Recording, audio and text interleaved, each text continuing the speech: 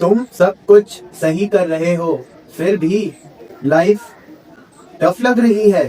Base बना लिया, schedule भी फॉलो कर लिया और डिसिप्लिन भी आ गया, फिर भी प्रोग्रेस स्लो लग रहा है।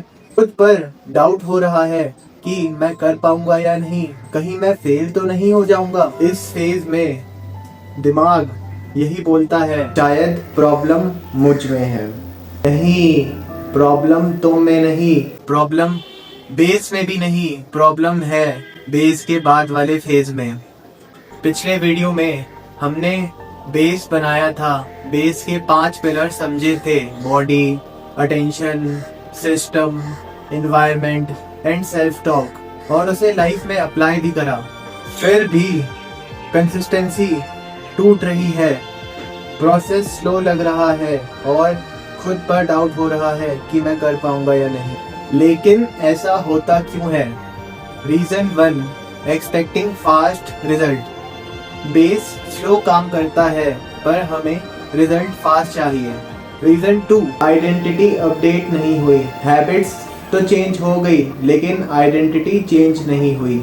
Reason 3, old environment pull back. जो पुराना वाला एनवायरनमेंट था उसने तुम्हें वापस खींच लिया।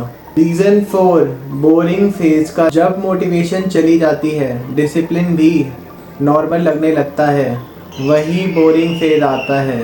बेस बना लेना इजी है, बेस को प्रोटेक्ट करना ही रियल गेम है।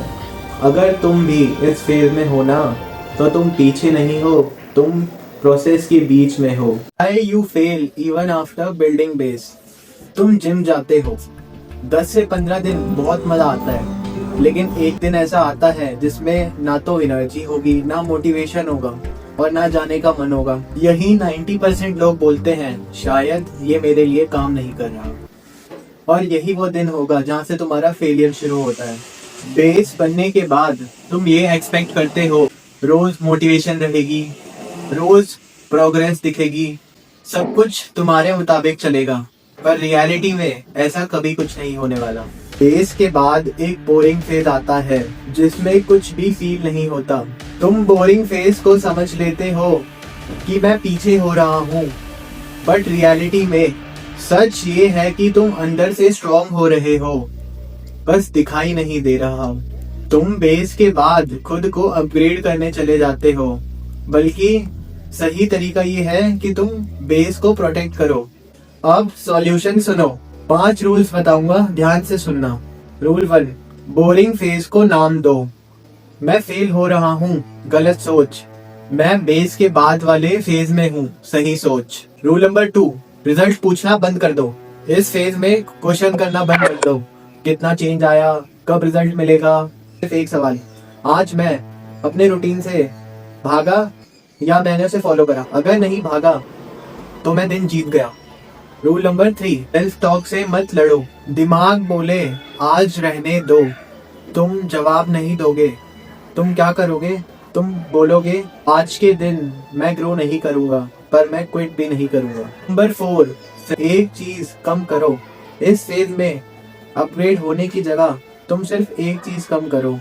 एक ऐप कम करो, एक लेट नाइट कन्वर्सेशन कम करो, एक डिस्ट्रैक्शन कम करो। बेस बनाना इजी है, पर बेस को बोरिंग डेज पर प्रोटेक्ट करना मुश्किल। और यही 90% लोग फेल होते हैं। जो लोग इस फेज में रुक जाते हैं वो बोलते हैं सेल्फ इम्प्रूवमेंट बहुत मुश्किल है, हमारे बस का नहीं, वर्क नहीं करता ये हमारे लिए। और जो इस फेज को जीत जाते हैं वो लाइफ में ग्रो कर जाते हैं। मैं भी एक टाइम पर इसी फेज में फंसा हुआ था।